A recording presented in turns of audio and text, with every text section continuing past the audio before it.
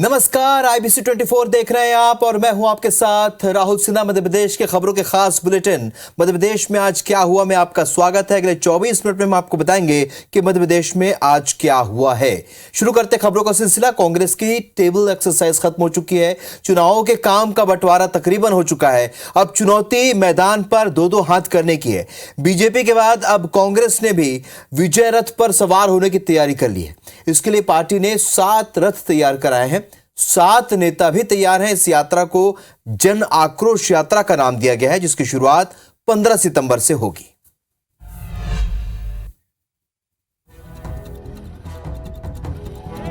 मध्य प्रदेश में सियासी माहौल टाइट है। सूबे में यात्राओं का दौर चल रहा है। बीजेपी जन आशीर्वाद यात्रा निकाल रही है तो टेबल पर बड़ी एक्सरसाइज के बाद अब कांग्रेस भी विजय रथ पर सवार होने वाली है। बीजेपी की जन आशीर्वाद यात्रा के मुकाबले कांग्रेस जन आक्रोश यात्रा निकालने जा रही है। 7 बड़े प्रांतों से 7 यात्राएं निकलेंगी। कांग्रेस के 7 दिग्गज नेता इन यात्राओं का नेतृत्व करेंगे। यात्रा के लिए कर्नाटक से 7 रथ मंगवाए गए हैं। इन रथों पर डॉक्टर गोविंद सिंह, सुरेश पचौरी, कांतिलाल भूरिया, अजय सिंह, अरुण यादव, जीतू पटवारी और कमलेश्वर पटेल सवार होकर यात्राओं का नेतृत्व करेंगे।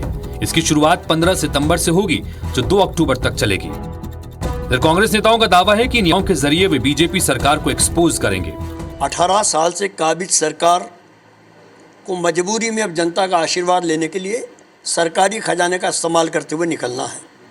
18 साल से पीड़ित जन की आवाज़ बनकर उनके आक्रोश को अपनी यात्राओं में समाहित करेंगे। पूरे प्रदेश में जो यात्राएं बीजेपी निकाल रही हैं और उसका एक ज़बरदस्त जो काउंटर करा जाएगा और उसके यात्राओं के माध्यम से ही उसका काउंटर करा जाएगा और कांग्रेस भी पूरे प्रदेश में यात्राएं निकालने वाली है।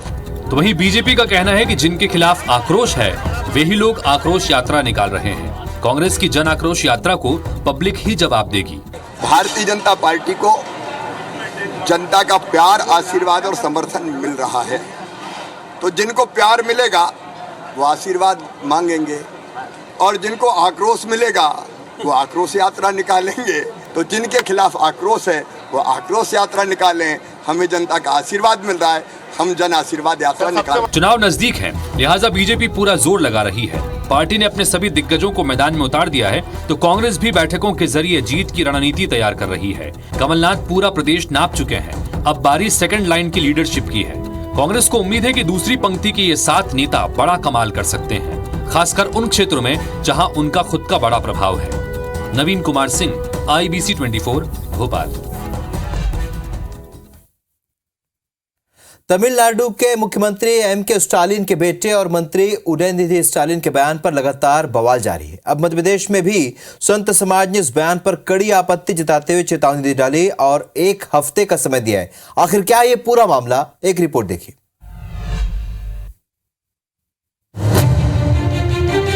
तमिलनाडु के सीएम M.K. स्टालिन के बेटे और मंत्री उदयनिधि स्टालिन के सनातन पर दिए बयान पर बवाल जारी है। मध्य प्रदेश में संत समाज ने उदयनिधि के खिलाफ मोर्चा खोल दिया है।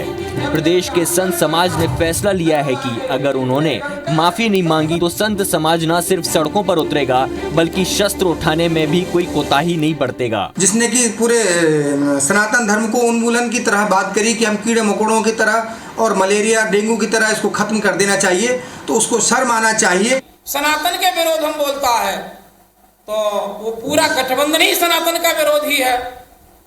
इनका कैसे कल्याण होगा। छिंदवाड़ा में कथा वाचन कर रहे पंडित प्रदीप मिश्रा ने भी उदयनिधि के बयान पर कड़ी आपत्ति की है और कहा है कि जो हमारे सनातनी धर्म को बीमार बता रहा है वो खुद बीमारियों की औलाद कहलाएगा। अगर सनातन धर्म को डेंगू और मलेरिया और कोरोना कहते हैं तो वो भी तो कोरोना और डेंगू की औलाद ही कहलाएंगे। मामले में बीजेपी पहले से ही मुखर है। पार्टी उदयनिधि के साथ इंडिया गठबंधन को भी घेर रही है। मुख्यमंत्री शिवराज सिंह चौहान ने कहा है कि सनातन का विरोध करने वालों का राजनीतिक अंत होगा। उधर कांग्रेस ने भी बीजेपी पर पलटवार किया है। कांग्रेस की माने तो बीजेपी से ज्यादा संत समाज का अपमान कोई नहीं कर सकता। जनता जागरूक है, इसका जवाब वो चुनाव में देगी। सनातन है, ना उनका आदि है ना उनका अंत है। जो सनातन का विरोध कर रहे हैं उनका राजनीतिक अंत जरूर होगा। ऐसी साध्वी जिन्होंने 2003 में संघर्ष करते हुए भारतीय जनता पार्टी के गोद में सरकार की चाबी डाली थी, आज भारतीय जनता पार्टी लगातार उनका अपमान कर रही है। संत समाज ने उदयनिधि को माफी के लिए 1 हफ्ते का समय दिया है। अब देखना होगा कि इस बयान पर माफी मांगी जाएगी या फिर इस बयान से मचा बवाल सड़कों तक पहुंचेगा।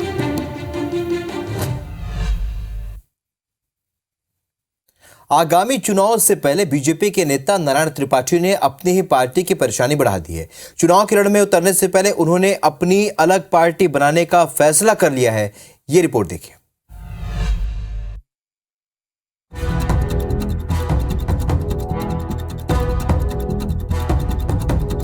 चुनावी साल में बीजेपी नेता नारायण त्रिपाठी ने पार्टी की मुश्किलें बढ़ा दी हैं। दरअसल नारायण त्रिपाठी अलग विंध्य प्रदेश की मांग कर रहे हैं। उन्होंने बीजेपी से अलग होकर नई पार्टी बनाने का फैसला भी कर लिया है। त्रिपाठी का दावा है कि विंध्य जनता पार्टी अब चुनाव लड़कर अपना मुकाम हासिल करेगी। मैहर जिला बना, अब विंध्य की बारी है। इसी मिशन पर सभी लोग हमारे विंध्य के यहाँ आए हुए हैं। ये लड़ाई आगे हम लड़ेंगे। विंध्य जनता पार्टी के दल के रूप में गठन हो चुका है। अभी हम 44 सीट पर प्लान किए थे कि 44 सीट लड़ाएंगे, जो हमारे विंध्य की जो चिन्हित किए हैं। पर अब हम ये तय कर रहे हैं कि 230 सीट पर चुनाव लड़ाएंगे। त्रिपाठी के कड़े तेवर को नरम करने के लिए बीजेपी के सीनियर नेता समझाइश दे रहे हैं। वहीं बीजेपी विंध्य में विकास के दावे भी कर रही है। मध्य प्रदेश का समग्र रूप से विकास हो रहा है, हर मोर्चे पर हो रहा है। चाहे इंफ्रास्ट्रक्चर को देखें, शिक्षा के क्षेत्र में देखें, उद्योग के क्षेत्र में देखें, स्वास्थ्य के क्षेत्र में देखें, समग्रता के साथ मध्य प्रदेश आगे ऊंचाइयों की तरफ बढ़ रहा है। मुझे लगता नहीं कि विंध्य इससे बचा है। विंध्य की स्थिति 2003 से पहले क्या थी, आज 2023 में हम बैठे हैं।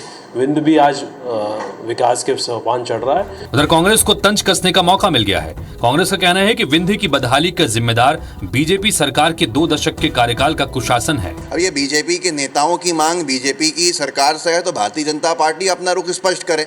और जिला बनाने की बात कमलनाथ जी ने कब कर दी थी, जब वो मुख्यमंत्री थे घोषणा। शिवराज जी ने 3 साल तक नहीं बनाया। तो ऐसी अगर आवश्यकताएं होने के बावजूद भी जिला नहीं बनाएंगे, देरी करेंगे, तो इस तरह की मांग उठेगी। नारायण त्रिपाठी अपने बयानों और काम से अक्सर ही चर्चाओं में रहते हैं। हाल ही में त्रिपाठी ने भोपाल में मैहर जिला बनाने का श्रेय पोस्टर लगाकर सीएम शिवराज और कमलनाथ दोनों को दे दिया था। मुरैना में ब्राह्मण समाज का गुस्सा सड़कों पर नजर आया। सैकड़ों समाज के लोग जुटे और ब्राह्मण महिलाओं पर की गई टिप्पणी का एक सुर में विरोध किया। साथ ही आरोपी पर बुलडोजर की कार्रवाई करने की मांग की। मुरैना में ब्राह्मण समाज की महिलाओं पर सोशल मीडिया पर टिप्पणी को लेकर समाज का गुस्सा शांत नहीं हुआ है।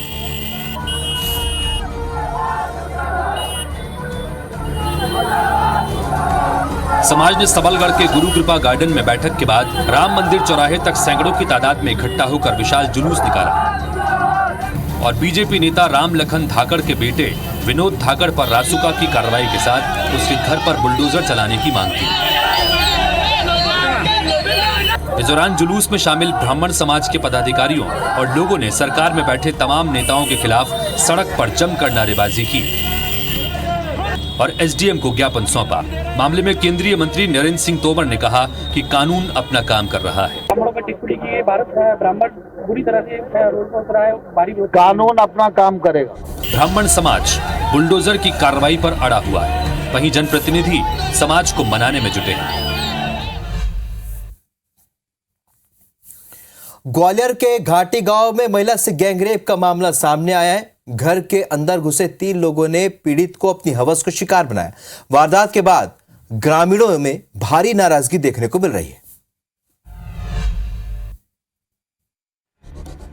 ग्वालियर में महिला से हैवानियत का मामला सामने आया है। दरअसल पीड़ित महिला राखी पर्व मनाने के लिए मुरैना से अपने मायके घाटी गांव आई हुई थी और अपने परिजनों के पास रुकी थी। भाई खेत पर रखवाली करने गया हुआ था, तभी आरोपी लोकेंद्र, रुस्तम और इंद्रभान गुर्जर ने घर में जबरन घुसकर गैंगरेप कर दिया। वारदात के समय पीड़िता के भाई की पत्नी आ गई। शोर मचाने पर ग्रामीण आ गए और 3 में से एक आरोपी को पकड़कर धुन दिया, लेकिन बाकी फरार हो गए। सूचना के बाद मौके पर पहुंची पुलिस ने आरोपी को जय आरोग्य अस्पताल में भर्ती कराया है। 3 में से एक को गांव वालों ने जो प्रथम सूचना में उन्होंने लिखा है कि उन लोगों ने पकड़ लिया था, तो वो काफ़ी इंजर्ड है, तो वो जहाँ जीएच अस्पताल में उसका इलाज चल रहा है और उसकी रिपोर्ट पर से कार्रवाई की जाए। उसमें गैंगरेप की 376D की कार्रवाई की गई। वारदात के बाद ग्रामीणों में गुस्सा है, वहीं पुलिस दूसरे आरोपी को जल्द गिरफ्तार करने का दावा कर रही है। मध्य प्रदेश के 2 शहरों में मारपीट की घटनाएं हुई हैं। छिंदवाड़ा में भीड़ ने जादू टोने के शक में मारपीट कर दी, वहीं दतिया में मनचले की धुनाई हुई है। ये रिपोर्ट दिखाते हैं। लोगों को कानून पर भरोसा ही नहीं रहा, इसलिए लोग कानून को अपने हाथ में लेने से नहीं हिचक रहे हैं और इसका उदाहरण प्रदेश के 2 जिलों छिंदवाड़ा और दतिया में देखने को मिला है। पहले बात छिंदवाड़ा के बारबहरिया गांव की। यहाँ जादू टोने को लेकर लोगों को एक शख्स पर शक हुआ। शक गुस्से में बदला और युवक की भीड़ ने जूते चप्पल की माला पहनाकर जमकर पिटाई कर दी। इतना ही नहीं, पूरे गांव में भी घुमाया। अब इस घटना का वीडियो सोशल मीडिया पर वायरल हो रहा है। मैं घर में देता हूं मोबाइल। दतिया में भीड़ ने तो नहीं, लेकिन एक महिला ने शख्स की पिटाई कर दी। दरअसल यहाँ के इंदरगढ़ नगर के बाजार में एक मनचले ने महिला से छेड़छाड़ की, जिससे महिला का गुस्सा आसमान पर पहुँच गया। फिर क्या, महिला ने आओ देखा न ताओ, मनचले को सरे रहा चप्पल से धुन डाला। अब मारपीट का वीडियो वायरल हो रहा है। मध्य प्रदेश में पहली बार international day of clean air for blue skies कार्यक्रम का आयोजन किया गया। प्रोग्राम में क्लीन वायु वाले शहरों को सम्मानित किया गया। कौन कौन थे वो शहर, इस रिपोर्ट में देखिए।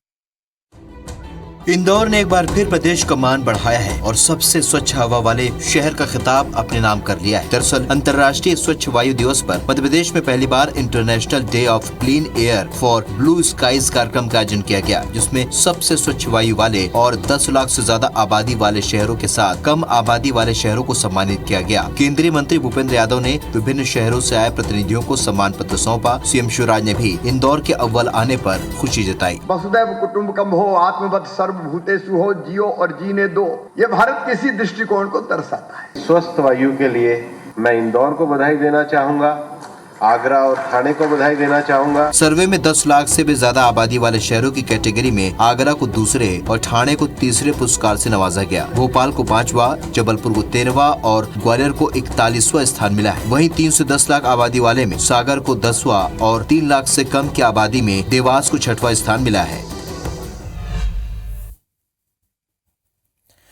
हाथी घोड़ा पाल की, जय कन्हैया लाल की, ये नारे देश ही नहीं बल्कि मध्य प्रदेश के हर कृष्ण मंदिर में गूंज रहे हैं।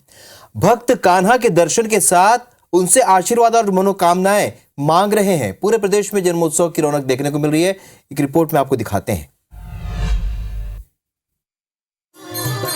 देश के साथ प्रदेश में कान्हा जन्मोत्सव मनाया जा रहा है। कृष्ण मंदिर में जमकर भीड़ उमड़ रही है। प्रदेश की राजधानी भोपाल, बैतूल, जबलपुर, ग्वालियर, दतिया समेत हर कोने में प्रभु कृष्ण की आराधना की जा रही है। भोपाल में सीएम शिवराज ने बरखेड़ी के राधा कृष्ण मंदिर में पूजा कर भगवान का आशीर्वाद लिया। मंदिर में राधा कृष्ण की मूर्तियों को सोने के वस्त्रों से सजाया गया। वहीं बैतूल में भक्त कृष्ण भक्ति में डूबे नजर आए। यहाँ झांकी भी निकाली गई। उधर जबलपुर में कृष्ण मंदिर में सैलाब उमड़ पड़ा। लोग कृष्ण रस में सराबोर नजर आए। वहीं ग्वालियर में कृष्ण भक्त सुबह से मंदिरों में उमड़ रहे हैं।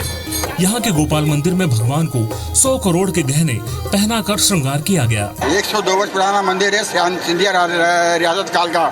सिंधिया जी ने स्थापना कराई है। इसकी जो श्रृंगार करोड़ रुपए की आभूषण से हुआ है। इसकी अनुमानित कीमत 100 करोड़ रुपए है। दतिया शहर भी कृष्ण भक्तों के लिए जाना जाता है। यहाँ कान्हा के मंदिर में विशेष साज सज्जा की गई। लोग सुबह से भगवान के दर्शन के लिए पहुँच रहे हैं। यहाँ रुकेंगे एक छोटे से ब्रेक के लिए और ब्रेक के बाद तेज रफ्तार से दिखाएंगे मध्य प्रदेश की कुछ और खबरें।